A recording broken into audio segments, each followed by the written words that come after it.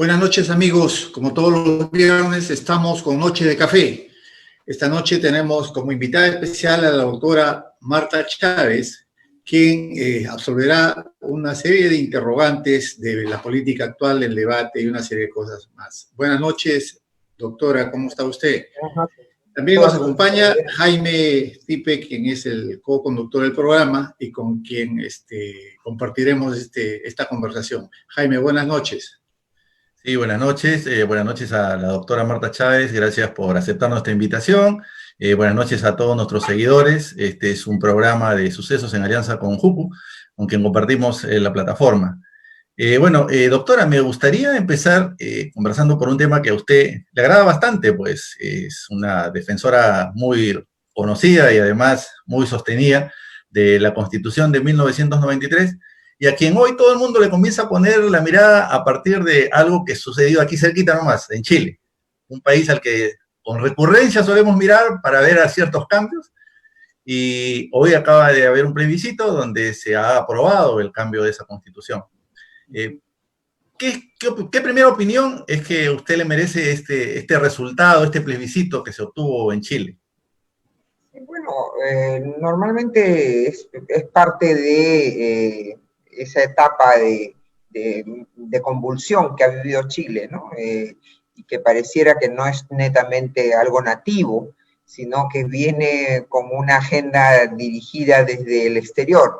Es parte de todo ese proceso y donde se da además estas groseras manifestaciones impúdicas, chilenos cuando se afectan hasta sus monumentos patrios, y qué no decir de los ataques y los incendios de iglesias.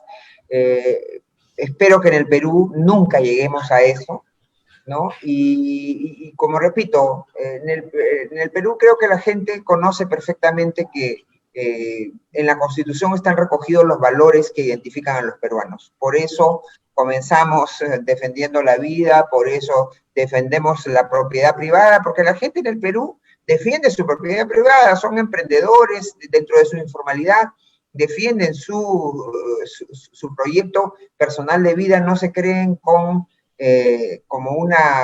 apenas como una partecita de una maquinaria totalitaria y ajena, estatista, ¿no?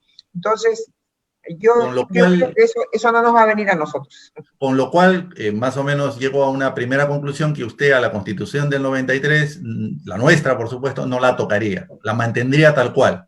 Bueno, no es tan cierto, Jaime, porque sí, una Constitución es una ley, es la ley de leyes la más importante, pero tampoco es un fósil. Una ley tiene que servir al contexto social, y la vida social cambia. Por eso se han ido haciendo ajustes, por ejemplo, incorporando nuevos derechos, por supuesto, porque además estamos en un proceso de reconocimiento de derechos que se llaman de tercera generación.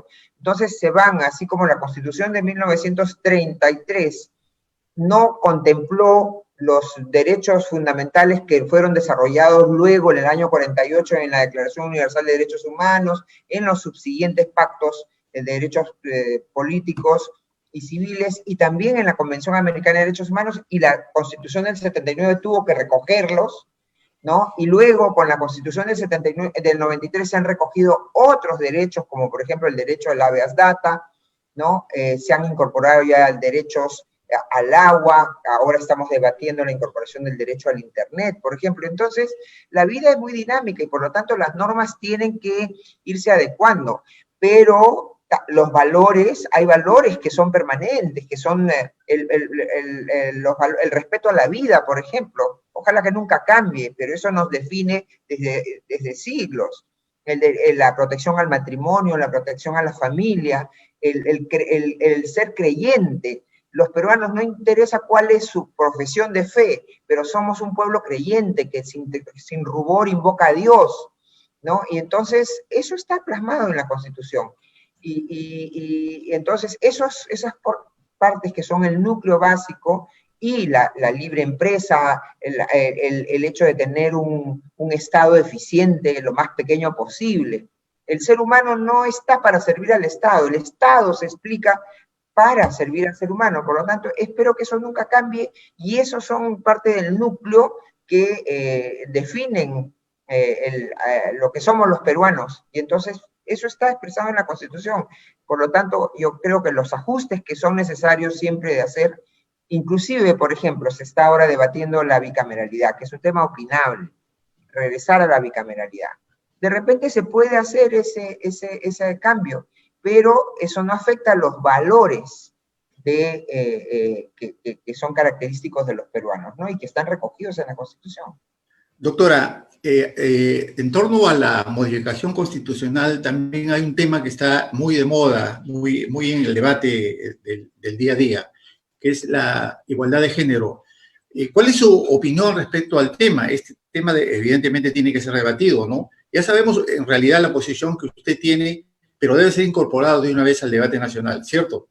Pero es que está la igualdad. Lo que pasa es que el concepto de género es un concepto, es una mala traducción del concepto de gender, que es una palabra que se utiliza en el inglés y que es equivalente a sexo. Y por aquí han querido construir, pues, utilizar eso. Nosotros hablamos de sexo femenino, sexo masculino. Y en la Constitución está plasmado en el artículo 2 la igualdad de las personas y la no necesidad de hacer diferencias por razón de religión, de sexo, de ninguna otra razón. Entonces, a mí me parece que ese debate tiene su truquito, porque en el concepto de género, de gender, quieren meterle, que no es otra cosa que sexo, según el inglés, le quieren meter un constructo según el cual no interesa la básica y simple diferenciación que hace la naturaleza, la biología, que está presente en cada una de nuestras células, ¿no? Que tenemos cromosomas, los hombres XY, las mujeres XX, desde nuestro pelo hasta la uña del pie. Eso nos define como mujeres u hombres, y no debe haber ninguna diferencia, no se explica ninguna diferencia, pero de ahí a querer con el concepto de género atribuirle que no interesa tu condición biológica de mujer o tu condición biológica de hombre, sino tú puedes ser lo que tú quieres ser. Hay reconocidos como 130 géneros, ¿no? Y entonces eso tiene su trampita, pues. Y entonces, yo siempre insisto, Víctor, hay que hablar de igualdad entre los seres humanos, igualdad, claro, entre hombres y mujeres. El grupo LGTB... Una cosa biológica que no sea hombres o mujeres. Claro, el grupo LGTB reclama también tener derechos respecto al tema del matrimonio. Recientemente el Tribunal Constitucional denegó un fallo respecto a ese tema, un fallo evidentemente polémico, pero ¿cómo enfocar el tema de los derechos del grupo LGTB? Pero los tienen, ellos tienen derechos y tan es así que los ejercen. Si no los tuvieran, no se unirían. Pero ellos no pueden tratar de cruzarse con instituciones que tienen su propia naturaleza. El matrimonio es una institución natural que significa la unión entre un hombre y una mujer y que tiene un basamento de afecto y de ejercicio de las relaciones sexuales. Y en las relaciones sexuales, biológicamente, si es que no le ponemos un impedimento, o si no hay un impedimento también derivado de la condición de salud de las personas, eso va a generar prole, descendencia. Y en tanto genera prole, generación de nuevos seres humanos, es que es relevante jurídicamente y para el Estado y socialmente, porque a esa prole hay que educarla, hay que cuidarla, hay que alimentarla. Hay un principio de responsabilidad, de paternidad y maternidad responsable. Esa es la condición del matrimonio. Si otras personas quieren hacer una empresa, eso no es matrimonio, pues, no es matrimonio comercial. Si otras personas del mismo sexo quieren hacer una unión, eso no puede llamarse matrimonio, porque de ahí nunca, por potencialidad, y salvo excepciones, diría, porque que las hay en las relaciones entre hombre y mujer, ¿no? Eso nunca va a generar descendencia. Entonces, no tiene la misma relevancia social, jurídica. Es como que yo pretenda, por ejemplo, en base al principio de igualdad, yo que tengo más de 60 años, pretenda que a mí me consideren una niña y me permitan inscribirme en un nido. No es posible, yo no puedo decir, como yo tengo más de 60 años, pero no puedo ser discriminada, me siento niña, quiero ir a un nido. No puedo, pues, no puedo. O quiero ir a hacer servicio militar. No, tengo un máximo de edad para presentarme, ¿no? Y entonces hay que poner las cosas en su lugar.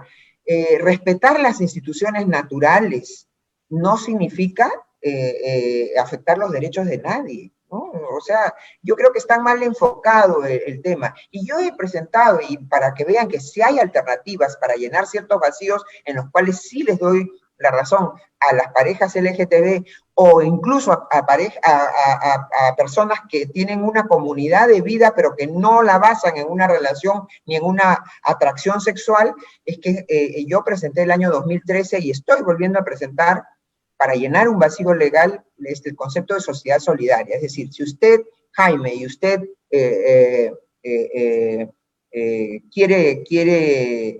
Víctor, quieren, por ejemplo, ustedes no se casan y deciden vivir juntos como hermanos que son y ayudarse, protegerse, y uno trabaja, el otro no, o uno quiere representar al otro cuando el otro está en situación de enfermedad, por ejemplo, es fácil, debe haber una norma que permita que ustedes hagan una sociedad solidaria, ¿no? Y entonces, eso es lo que es, pero no necesariamente etiquetarse, ¿no? Que solamente para homosexuales, y quedan fuera los heterosexuales, quedan fuera los transexuales, ¿no?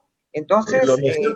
Lo cierto, doctora, es que el tema de todas maneras va a estar en la agenda del debate político, por lo menos ya en la legislatura que viene, ya en el próximo gobierno. Yo, Jaime, planteé ese tema el año 2011, en un debate, antes que hubiera presentado ningún proyecto ni que se nos viniera la ola desde el exterior exigiendo el matrimonio entre personas del mismo sexo. Yo el año 2011 debatí con una representante connotada de la comunidad LGTB y en las elecciones del 2011 yo le señalé, yo tengo una inquietud y una propuesta para llenar un vacío respecto a estas sociedades solidarias que, reitero, no solamente son para las personas homosexuales, ¿no? Entonces, ¿Tiene usted amigos homosexuales? ¿Perdón? ¿Tiene usted amigos homosexuales? Por supuesto, colaboradores también, y he tenido compañeros de universidad y compañeros, y mi hija también tiene... ¿Cómo se relaciona con ellos? Porque a la luz de su discurso, de pronto ellos lo sienten como un adversario.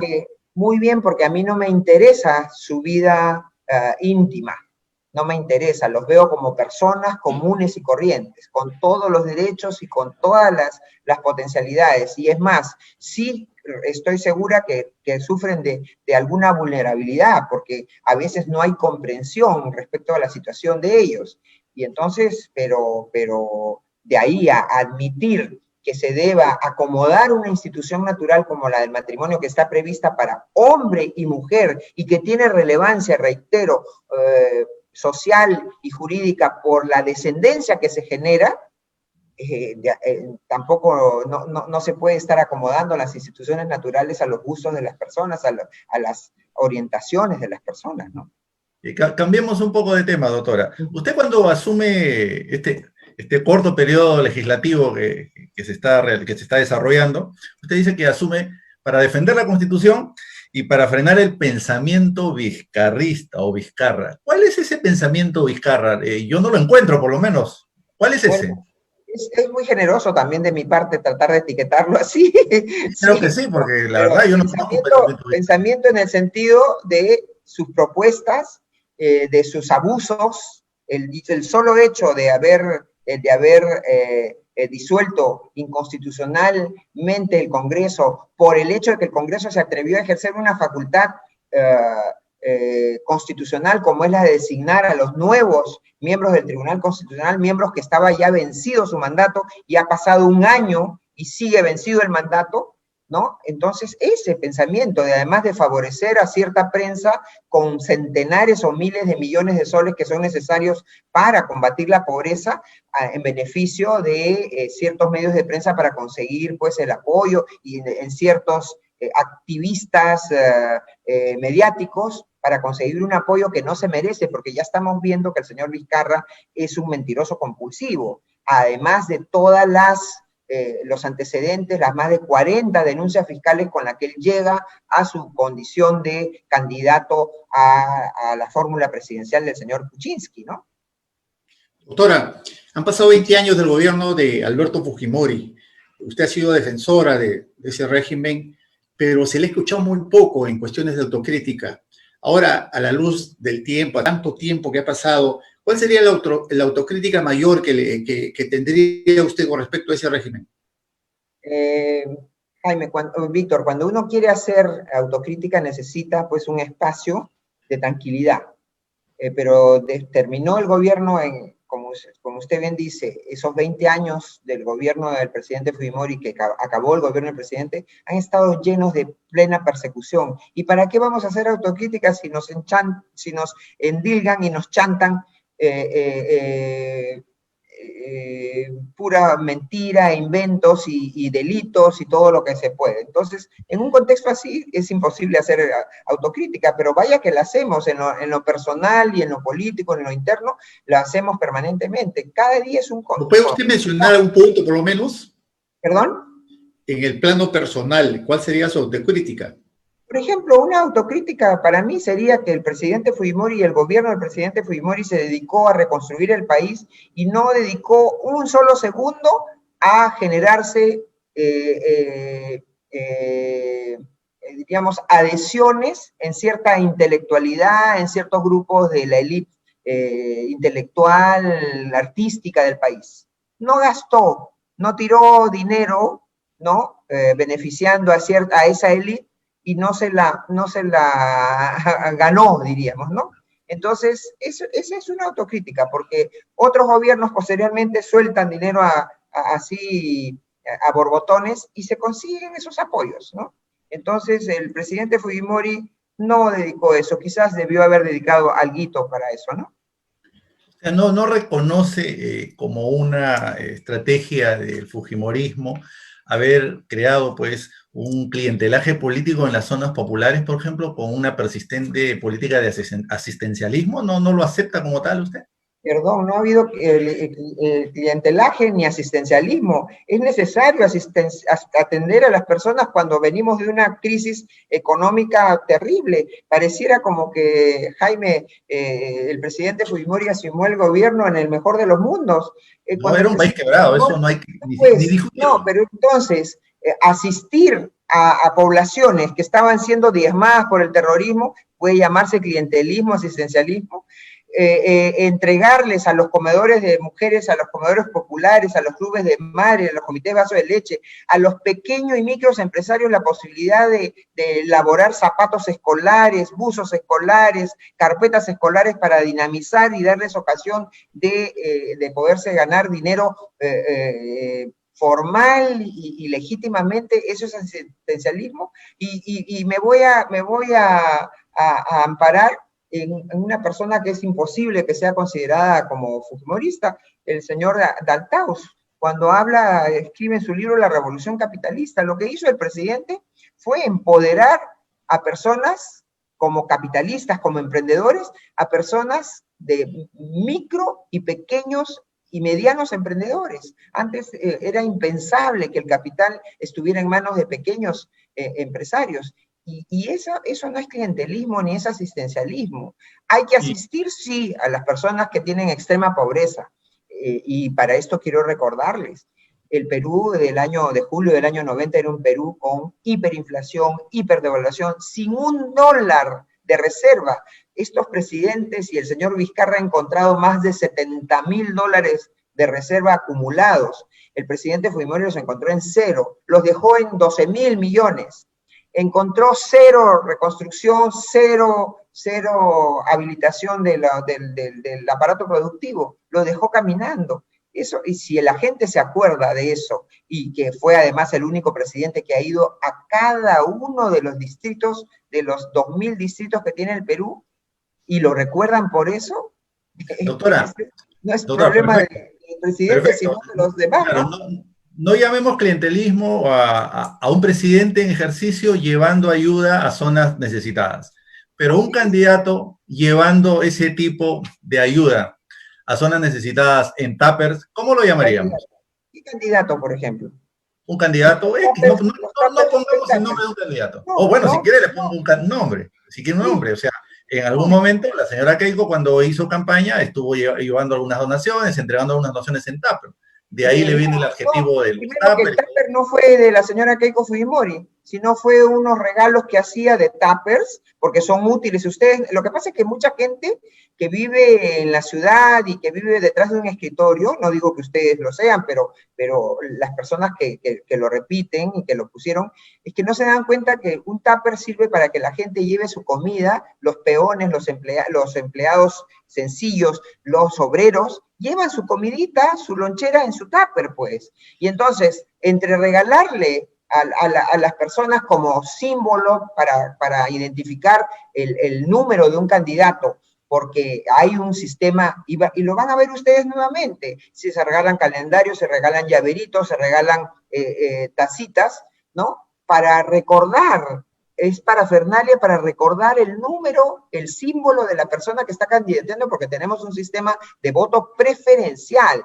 Entonces, cada candidato compite con los mismos candidatos de su partido. Entonces, es necesario entregar. A quien se le ocurrió eso fue a Kenji Fujimori, y fue algo que significaba muy práctico. En lugar de regalar un lapicero o un llavero de esos de espuma, que uno de repente no los necesita, su tupper, para que lleve pueda usarlo. Y se inventó sobre eso, por ejemplo, que en ese tupper venía dinero. Por favor, por favor. Entonces, ¿qué prefieren? ¿Que se regale un papel, que se regale, qué sé yo, vuelva a decir, un llavero, o que se regale un encendedor? No. Entonces, con el mismo valor, pero con más utilidad. Y entonces los adversarios han querido crear ese fantasma, ¿no? Y entonces son las cosas con las que el fujimorismo se ha tenido que enfrentar permanentemente. El fujimorismo siempre ha caminado cuesta arriba. Estamos acostumbrados. Doctora, sin embargo, usted cuando le pedí hace un rato una autocrítica no mencionó a un factor importante que hasta ahora ha quedado en la narrativa popular. Los actos de corrupción en el gobierno de Fujimori. Actos de corrupción que incluso han sido consignados en numerosos textos, como por ejemplo el de Alfonso Quirós. ¿No cree usted que hubo una enorme corrupción, por lo menos en el segundo gobierno de Alberto Fujimori? ¿No cree que ese sea motivo de autocrítica? Víctor, usted me está mencionando, no sé si ese es el autor, pero yo recuerdo que en el Congreso, en el año 2001, 2002, habían congresistas del toledismo que citaban un libro, ¿no? Donde decía que el presidente Fujimori se había robado 7.000 millones de dólares. Sí, y Alfonso su libro era habría, tendría, podría. Con ese habría, tendría, podría, yo puedo decir pues que el señor Quirós, si es que él es el autor, es un traficante de mujeres. Con ese habría, tendría, podría, por favor. No hay ninguna prueba en 20 años de investigaciones más y procesos al presidente Fujimori, una sola prueba que demuestre que alguien lo hubiera denunciado por recibir coimas, siquiera lo hubiera sindicado. Doctora, no estamos hablando del presidente. De un sol. Y usted debe saber, Víctor, que no, estoy hablando del régimen completo. Perdón, en el régimen. Estoy hablando del régimen, no de Alberto Fujimori. El presidente Fujimori se prohibió a Odebrecht. Se prohibió a Odebrecht contratar con el Estado, porque Odebrecht incumplió, que venía estando desde hacía muchos años en el Perú, incumplió contratos, y el presidente Fujimori dictó una norma por el cual se le impidió contratar con el Estado. ¿Quién rompió esa norma para provocar los decenas o centenares de miles de millones de dólares de perjuicio en corrupción, no solamente por Odebrecht, por OAS, por todas las otras empresas brasileñas y hasta españolas. Simplemente el señor Toledo con el señor Kuczynski en un día cambiaron esa ley. Y entonces, no, es un cuento eso de la corrupción. Habrá habido corrupción de algunos, esporádica, de algunas personas, no lo dudo, y que los deben castigar y bien castigados están, ¿no? Incluidos algunos de las compras militares, ¿no? Pero el presidente Fujimori, y que esto hubiera tenido un carácter de política de Estado, de ninguna manera. Más corruptos, y no voy a decir menos corruptos fuimos nosotros, no. La verdadera corrupción estuvo en los supuestos demócratas, antes del gobierno del presidente Fujimori y después del gobierno del presidente Fujimori, ya en una situación ya de frenesí prácticamente, ¿no? Ahora, pero debe reconocer en todo caso que los procesos de investigación, algunos de los cuales siguen todavía en camino, han ido encontrando por lo menos indicios para seguir investigando, porque si no los casos hubieran sido cerrados hace buen tiempo. Entonces, ¿qué parte usted de todas las investigaciones que todavía siguen en curso, si las acepta como, o cuál dice que, bueno, todos son parte de ese gran exceso al que usted llama, ¿no? Jaime, vamos a comenzar. A Keiko Fujimori, que nunca ha tenido una función ejecutiva en el gobierno, la investigan hace 20 años, por favor, y seguirán investigándola y tienen abiertos los procesos y no encuentran nada y no tienen ni siquiera en este último periodo 4 años de investigación por todo un equipo y no hay ni siquiera acusación fiscal. Entonces, si usted habla de casos, en el caso del gobierno del presidente Fujimori, al presidente Fujimori podrán seguirle inventando. ¿Por qué está detenido el presidente Fujimori? ¿Porque le hayan probado que se robó un sol? No.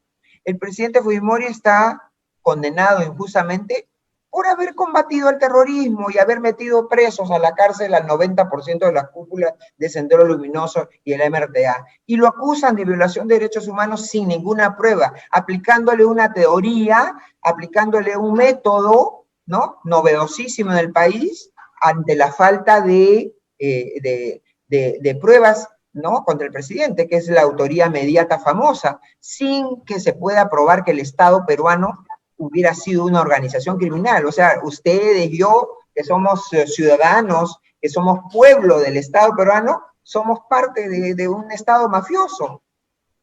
Eso no tiene ningún sentido, ¿no? Eso no tiene ningún sentido. Doctora, Keiko Fujimori se presenta por tercera vez como candidata a la presidencia de la República, y en un contexto muy difícil para ella porque tiene varios procesos en contra, incluso tuvo una detención preliminar, una preventiva, perdón. ¿Y cree usted que es el mejor panorama como para una candidata para presentarse? ¿No sería mejor que ella hubiese dejado de lado esa candidatura para que otra persona con mayores facilidades y mayores libertades pudiera representar al fujimorismo?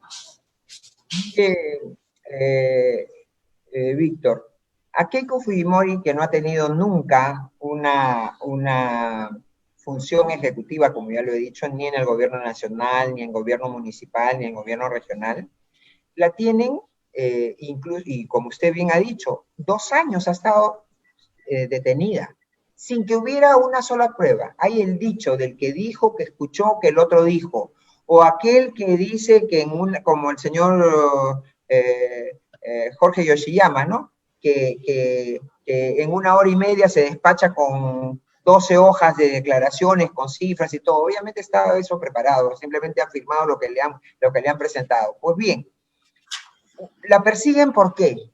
Porque es la hija del presidente Fujimori, en parte. Pero la persiguen sobre todo porque ella es una lideresa, es la única mujer en la historia del Perú que ha logrado las posiciones políticas más importantes. Como usted bien dice, ha sido 2 veces candidata y ha llegado a la segunda vuelta presidencial. Yo no tengo ninguna duda y cada vez va apareciendo. Mirémonos en Estados Unidos. Ustedes me hablaban de Chile temprano y yo les digo, miremos a Estados Unidos. Cómo se está denunciando el fraude con el voto electrónico, el fraude con el conteo de los votos, el fraude con el voto postal. ¿no? Y entonces, el año 2016 yo no tengo ninguna duda que acá se apresuraron a poner el voto electrónico para más de 700.000 peruanos, incluso de las zonas menos desarrolladas del país, como son en la selva central.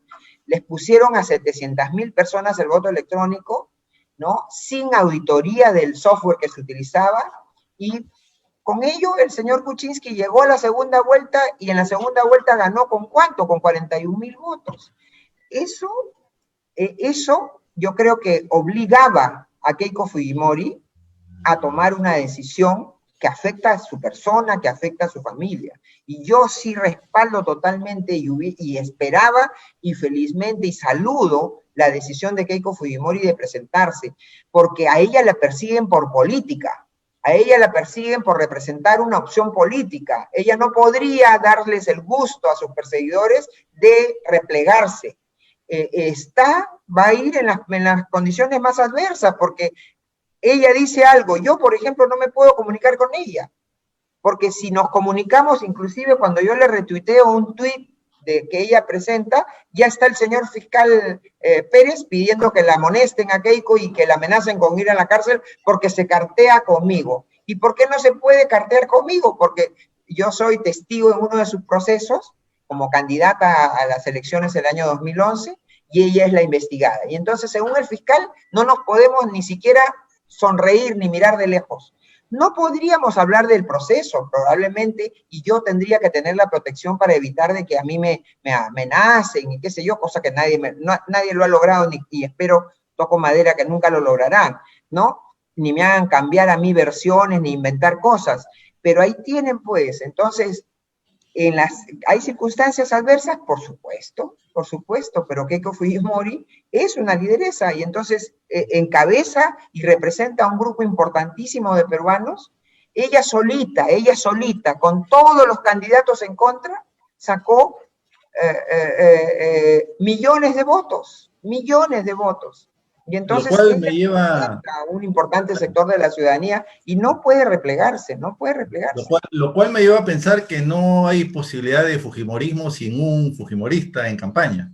Mientras tanto, no, Jaime, mientras haya una persona como Keiko Fujimori, hay muchos Fujimori que no están ni en la política, pero Keiko Fujimori sí ha construido, no por ser hija del presidente Fujimori. Una tercera derrota, doctora, que también está en las posibilidades. Que no son sí, derrotas, pues, no son derrotas. Mire, en el año 2011, ¿no? Ya sabemos todos los acuerdos que hubieron y todas las cosas en contra de su candidatura.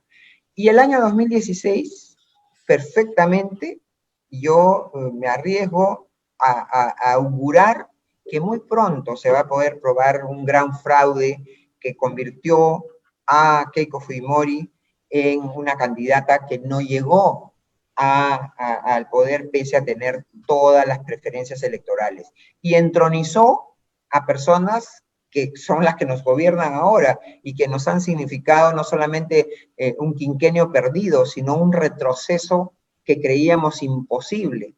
Hoy día se hace urgente, otra vez como en el año 90, rescatar al país de la quiebra, de la crisis económica, de la muerte. Y entonces, en eso el fujimorismo tiene mucha experiencia de gobierno positivo. Y entonces, yo creo mucha que... responsabilidad no acepta usted. Le comento por qué, más o menos. La pandemia, lo que ha desnudado, doctora, la pandemia, si me permite, lo que ha desnudado es una fractura en un país que, pese a ese crecimiento que siempre se exhibió en las cifras macroeconómicas, a la luz de los hechos nos evidencia pues una división enorme. O sea, no podemos tener tantas muertes por falta de oxígeno. No podemos haber tenido tantas muertes ya por falta de atención primaria o por hospitales mal equipados. Pero esto no es error de un gobierno reciente, es la suma de varios errores, ¿o no lo acepta usted?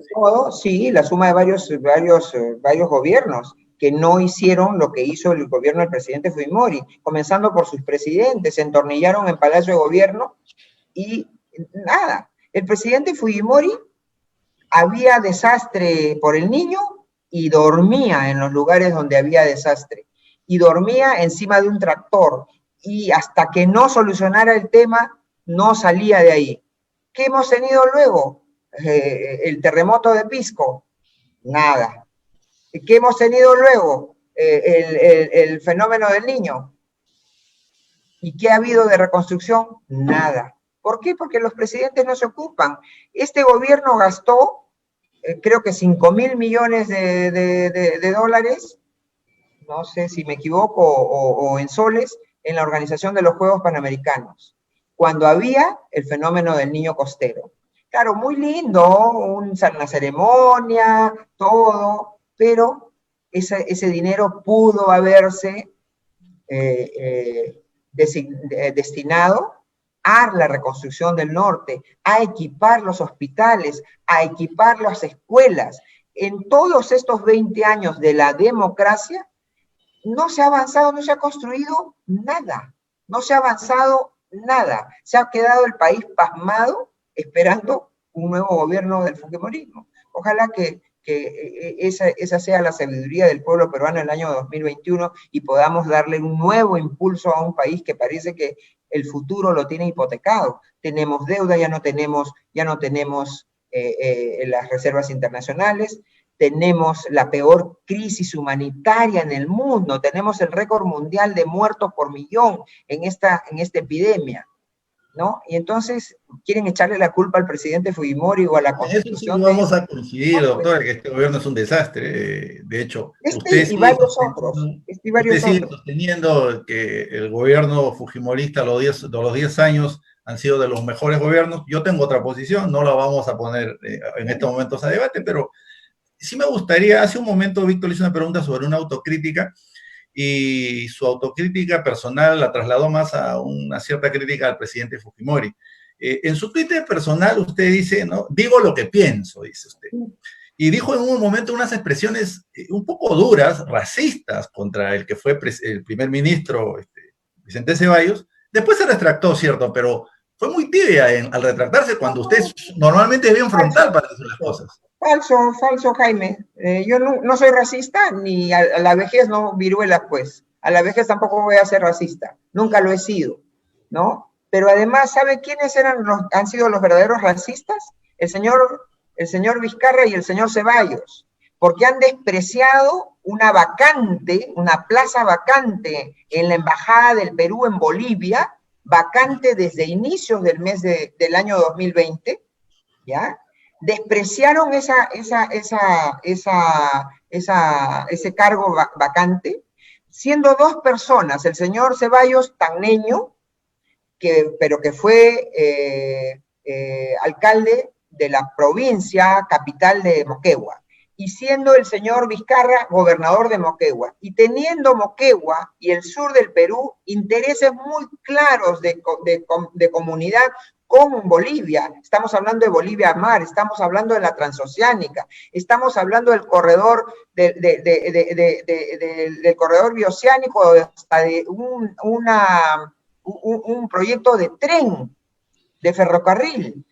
Y sin embargo, teniendo esa expertise, y cuando yo hablo de rasgos andinos y de la condición de sureños del señor Ceballos, no lo hago para descalificarlo, al contrario, como una fortaleza. Él debió ir a Bolivia, porque Bolivia se reclama una nación aymara, una nación quechua.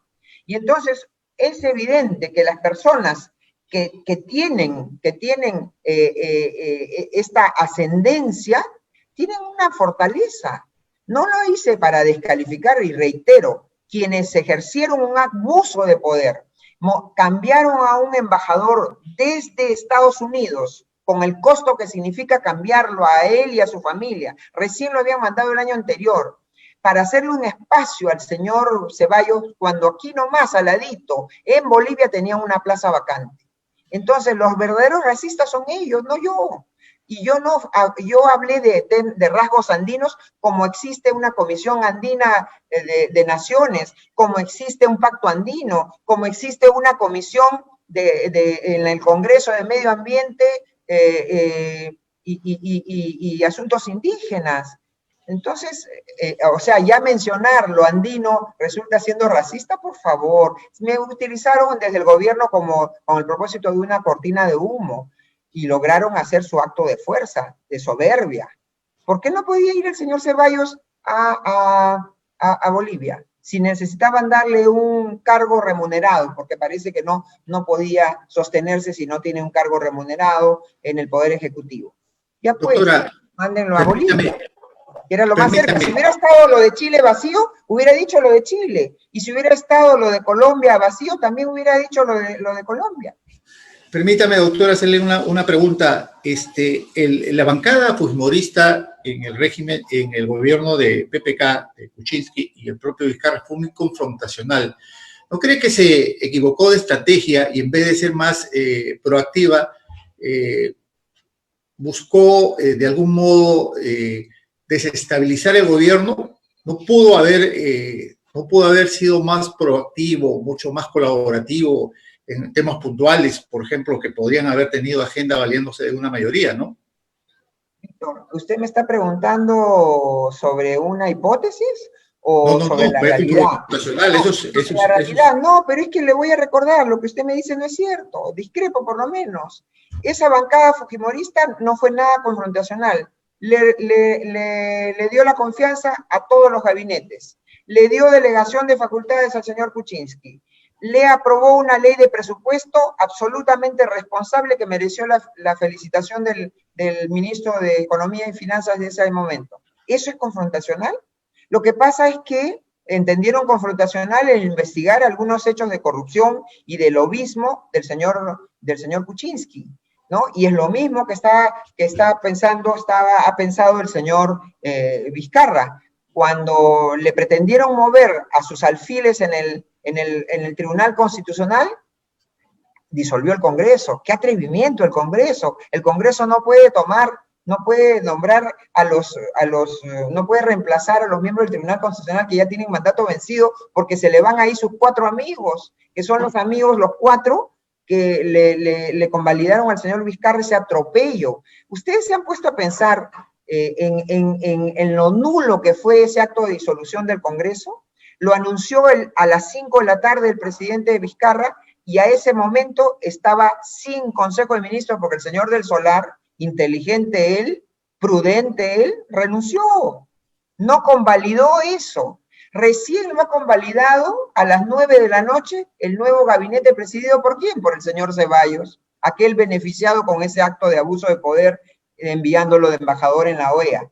Entonces, ese es un acto nulo. Y el Tribunal Constitucional con sus 4 amigos, que hasta ahora siguen pugnando para que no los reemplacen, lo que pasa es que ya sería muy excesivo que el señor Vizcarra pretenda otra vez disolver el Congreso porque se está atreviendo a llevar adelante el proceso de reemplazo y designación de los nuevos magistrados, ¿no? Entonces, no, es un espejismo y una gratuita e injusta atribución decir que el Congreso fue confrontacional. No es así. Los congresos en el Perú hay equilibrio de poderes. Doctora. ¿Saben quién maneja el dinero del Perú? El Poder Ejecutivo. El Congreso no firma un contrato, salvo para su propio presupuesto, que es ni el 0.5% del presupuesto de la República, ¿no? Pero no firma adendas, no da concesiones, no gasta el dinero. Eso lo hace el Poder Ejecutivo y por lo tanto el Congreso tiene que ser muy fiscalizador, porque nuestro país se organiza de acuerdo a la Constitución en base al principio de separación de poderes. Doctora. Entonces no hay que malinterpretar. Doctora, usted ha sido presidenta del Congreso y acaba de haber una experiencia en el primer intento de vacancia al presidente, donde se le acusó al presidente del Congreso, Merino de Lama, por esas llamadas a los mandos militares, inclusive hasta se habló de sedición. ¿Cree usted que hubo precisamente ese exabrupto o esa falta, ese intento de sedición, o simplemente le faltó experiencia al presidente del Congreso, le faltó muñeca para manejar una situación de esa naturaleza? Y Jaime, debo decir que a mí me ha tocado, y lo digo con orgullo, sin falsa humildad, de ser la primera presidenta mujer en la historia del Perú, ¿no? Y he caminado sobre camino que otras mujeres, entre ellas mi propia madre, hicieron, abrieron. Y creo que he afirmado un poquito más el camino por el cual luego vienen otras mujeres, entre ellas mi propia hija, ¿no? Yo sí creo que al señor Merino le faltó un poquito de experiencia y de malicia, ¿no? Llamó, quizás él ha explicado, que llamó para tranquilizar a los miembros de las Fuerzas Armadas, a uno solo, creo que fue solamente al ministro de Defensa. Y innecesario, yo que él no lo hubiera hecho, pero fue ridícula la salida de la señora ministra de Justicia diciendo que llamar por teléfono es sedición. Es decir, sedición significa un levantamiento de armas. Yo en mi vida había aprendido que un teléfono era un arma, ¿no? Acusar de eso al presidente del Congreso ya es un exceso, pues, que linda en lo quizás no gracioso, ¿no? Pero yo creo que faltó experiencia. Yo lo dije en mi tweet, ¿no? Yo hubiera ahorrado, evitado esa llamada, ¿no? Doctora, hace algunos meses le hice una entrevista para Sucesos respecto al manejo de la pandemia y usted calificó como un desastre el manejo gubernamental de la pandemia. Y anunció o adelantó de que usted sería partidaria de una investigación a fondo posterior. ¿Ratifica usted y en qué términos se tendría que hacer esta investigación y cuándo? Absolutamente. Ya la está haciendo el Congreso respecto de esto. Hay una comisión especial sobre las emergencias y concretamente el COVID. Hay un grupo de trabajo también para investigar el tema de las muertes que se han producido y del aferrarse el gobierno a las pruebas serológicas o las llamadas pruebas rápidas. Y vuelvo a repetir lo que le dije, creo, en ese momento a usted, Víctor. Y es que yo tuve la suerte y tengo la suerte de tener un familiar muy cercano, un hermano, que es infectólogo. Lo que pasa es que no vive en el Perú, pero él es especialista en SIDA, es especialista en hepatitis C en Estados Unidos. Y él en el mes de marzo apenas se enteró de que acá en el Perú estaban apostando por las pruebas serológicas. Él me explicó el por qué eso no era conveniente y me dijo, eso es criminal, eso es un acto de crimen contra los peruanos en un momento donde es necesario contener la infección, identificar sin dudas el virus para acercarlo y hacer que identificar a las personas que tienen en el momento el virus. Eso no sirve, para eso no sirve la prueba serológica, lo que sirve es la prueba molecular, que identifica el virus en el momento. Y entonces, en base a eso, yo me jugué y en el Twitter me sacaron la mugre, salieron miles de esos troles, porque todos eran igualitos, con 0 seguidores, 1 seguidor, 2 seguidores, ¿no? Desde el nido de troles del gobierno, y ese es otro tema que hay que investigar, porque sin duda eso no es gratuito, ¿no? Y hasta con médicos reputados, ¿no? Que salían, pues, a alabar y a decir, y qué no decir de periodistas, que se jugaban por las pruebas serológicas, y qué barbaridad esta señora, que ni es especialista, pero habla de lo que no sabe. Hablaba de lo que yo sabía, porque, como les digo, tuve la suerte de que me explicaran. Y hoy día se sabe, hoy día ya no hay ninguna duda, y hasta lo admite el propio ministro Zamora, al que no en vano le han puesto el título de doctor muerte. Aferrarse a las pruebas serológicas no solamente fue un crimen ya causado decenas de miles de muertos, decenas de millones o miles de millones de dinero tirado a la borda, sino que ha significado que el Perú no pudiera responder adecuadamente y ha afectado la economía del país y ha logrado que se pierdan millones de puestos de trabajo. Entonces, hoy se está inclusive investigando actos de corrupción. Yo he recibido información en mi despacho y eso habría que irlo investigando, de que hay incluso un Consejo de Ministros en el mes de marzo, y voy a pedir la grabación porque todas las sesiones del Consejo de Ministros están grabadas, donde hay una interferencia del presidente y de ministros por encima del ministro o la ministra de Salud para imponer las pruebas serológicas. Entonces, aquí ha habido hasta corrupción probable, muy probable corrupción de comprar pruebas serológicas a precios indebidos, a proveedores que ni siquiera tenían la certificación sanitaria para esas pruebas serológicas. Se impidió que los laboratorios, y hay muchos laboratorios en universidades, que podían haberse rápido, adecuado para hacer las pruebas moleculares. Les pusieron 1001 requisitos incumplibles. Llegó el ministro Zamora, el que reemplazó a la ministra que teníamos al inicio de la epidemia, llegó el ministro Zamora a mentirnos y a tomarnos el pelo, a decir que no habían pruebas moleculares en el mundo porque el señor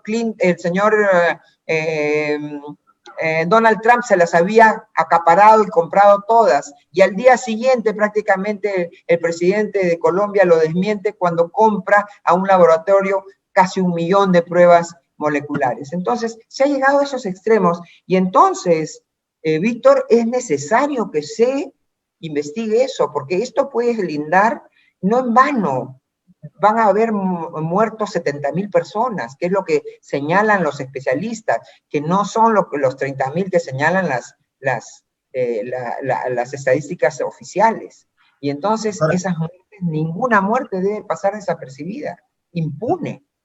Doctora, a estas horas del programa le vamos a trasladar algunas preguntas de nuestros seguidores.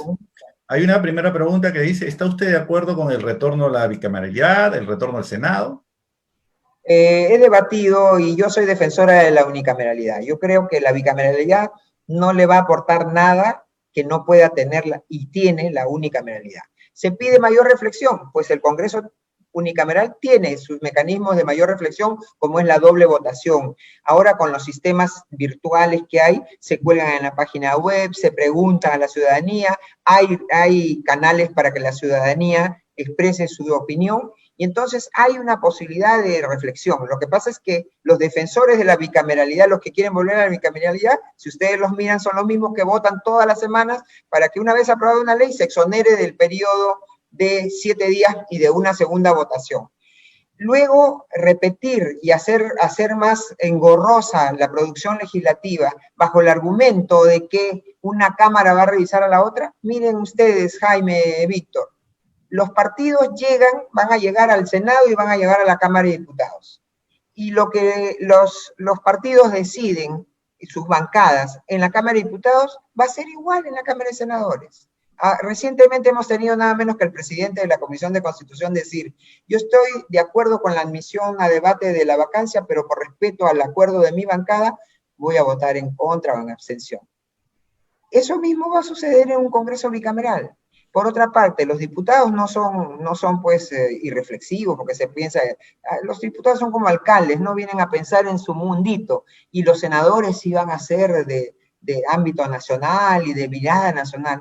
Eso es crear elites, ¿no? Y yo no estoy de acuerdo con eso, pero bueno, es un tema opinable, parece que voy en minoría yo, y probablemente... Siguiente pregunta, doctora. ¿Fue un error, cree usted, del presidente Fujimori haber renunciado por fax? No, renunció por fax, y tan es así que su carta original fue leída y fue debatida el día que se decidió su vacancia por incapacidad moral. No atendieron a su renuncia, que llegó antes, sino pusieron a debate una moción, una moción de vacancia, pero su carta original está ahí, en el Congreso, está en el archivo del Congreso. Así que ese fax, hubo un fax que envió el secretario de la Presidencia para decir que el presidente estaba enviando su carta con un mensajero, estaba enviando su carta de renuncia, nada más. Otra pregunta, doctora. Sin firma, además. No, Víctor, sigue. Otra pregunta, doctora. Keiko es una hija más de papá. ¿En qué trabaja Keiko?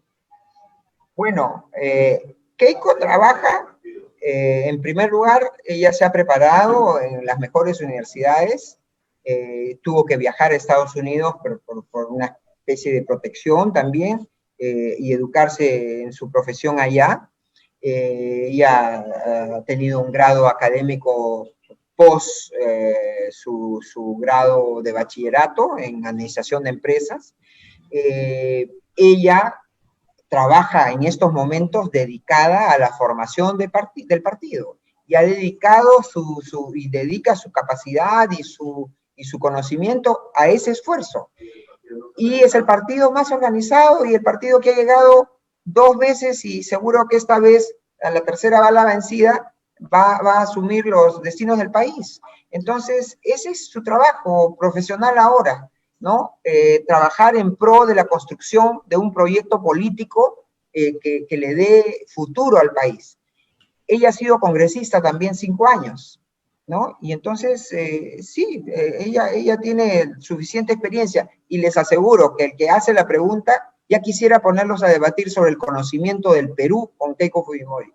Para mí es la mujer, la candidata, la líder política que conoce mejor el Perú que ningún otro. Y eso sí es una característica que yo le reconozco similar a su padre. Doctora, usted ya no podrá candidatear para el próximo periodo legislativo. ¿Cuál es el futuro político de Marta Chávez? Depende, yo estoy inscrita en Fuerza Popular, depende de lo que mi partido decida para mí. Sí, yo fui a esta elección por 1 año y medio, por eso que recordaba Jaime, ¿no? Para defender la Constitución, porque era una etapa bastante difícil. Algunas personas me decían, repliégate, no, guárdate para los 5 años, pero yo sabía perfectamente porque el señor Vizcarra indujo al país a ser uno de los poquísimos países donde no hay reelección de congresistas, donde la experiencia, donde la preparación no importa, donde quiere el señor, y ese es parte del pensamiento vizcarrista, quiere todos nuevos, ¿no? A ver cómo los domina. Pero hay mucho por hacer. Sí, lo que les puedo decir es que yo no activaría por ninguna opción política que no sea el Fujimori. Quisiera trasladarle una última pregunta. Ejerzo la docencia, ¿no? Desde hace más de 15 años, ¿no? O sea que esa es una actividad. Quisiera trasladarle una pregunta de uno de nuestros seguidores que acaba de llegar, nos dice, usted que es frontal, ¿qué nos podría decir de algunas figuras fujimoristas que en algún momento estuvieron sentadas en la salita del CIN? Por ejemplo, la señora Luz Salgado. Bueno, a la sala del CIN yo también he ido, lo que pasa es que no hay ningún video porque nunca hice tampoco nada indebido. El estar en la salita del CIN para nosotros era, quienes teníamos responsabilidades, no era algo extraño porque el señor Montesinos era asesor del presidente y el presidente inclusive y su familia tenían algunas instalaciones, una vivienda ahí, ¿no? Dado la inseguridad que se vivía en buena parte de la década del 90, a consecuencia del terrorismo, ¿no? Pero, en principio, haber estado en la salita del CIN, a menos que estés contando fajos de dinero, no tiene ningún atributo indebido, ¿no? Otra pregunta, ¿considera que la postulación de Hernando de Soto le va a restar votos a Keiko Fujimori? Se llevó a Miyashiro, a Tudela, que eran parte del fujimorismo en algún momento.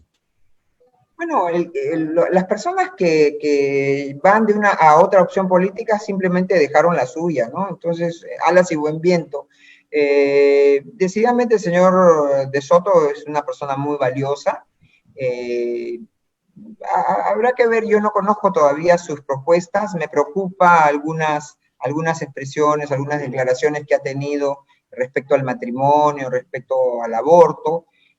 Pero bueno, habrá que ver, pues, bienvenidas a las personas que puedan participar en la vida política del Perú y si son personas decentes en buena hora. Yo tengo un gran aprecio y respeto intelectual por Francisco Tudela, pero Francisco Tudela no está más en el fujimorismo desde hace 20 años, ¿no? Cuando él renunció como vicepresidente en la fórmula en el año 2000, ¿no?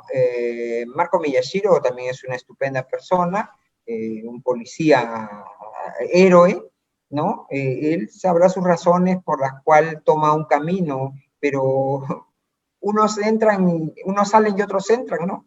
Entonces ya ven ustedes, tenemos a una persona que era un abierto antifujimorista, una persona que escribía cada sandez sobre Keiko y ha reconocido que fue injusto. que se equivocó el señor Hernando Guerra García, ¿no? Él le prestará su aporte junto a un equipo de personas y bueno, la vida política es muy dinámica. Unos, como digo, la mejor razón para que uno esté en un lugar es porque quiere, porque le da la gana, ¿no? El que quiere estar en Fuerza Popular, en buena hora. El que no quiere estar, también, ¿no? Con esta cierro por mi parte, doctora. ¿Qué le parece la candidatura de George Forsyth? Muchos dicen que es el candidato del oficialismo, que está contando con todo el apoyo mediático, todo el aparato del Estado, del Ejecutivo, para cualquier iniciativa cuando era alcalde. ¿Usted también piensa así? Coincido con ustedes en la última parte y también veo que es una persona que como alcalde no apuntó nada positivo a la victoria. Yo tengo una relación muy cercana con los comerciantes de la parada y sé todo lo que ellos en el medio en el que trabajan antes de la pandemia y ahora, ¿no? Y el desastre en el que está la victoria. Si una persona no puede con un distrito que es complicado, complejo como la Victoria, quiere asumir el Perú como responsabilidad, Dios nos guarde confesados. Yo confío en que esa candidatura, que es muy meliflua, muy gaseosa, no va a pegar, ¿no? Muchas gracias, doctora, por su presencia en Noche de Café. Le agradecemos el haber absuelto todas las interrogantes. Esperamos en una próxima. Gracias, un abrazo grande y mi saludo a las personas que nos ven en su plataforma. Gracias. Muchas gracias. Muchas gracias a todos nuestros seguidores. Estaremos regresando el próximo viernes a las 10 de la noche con Noches de Café. Esta fue una producción de Sucesos y Juco en Alianza Estratégica. Muchas gracias y hasta la próxima semana. Buenas noches.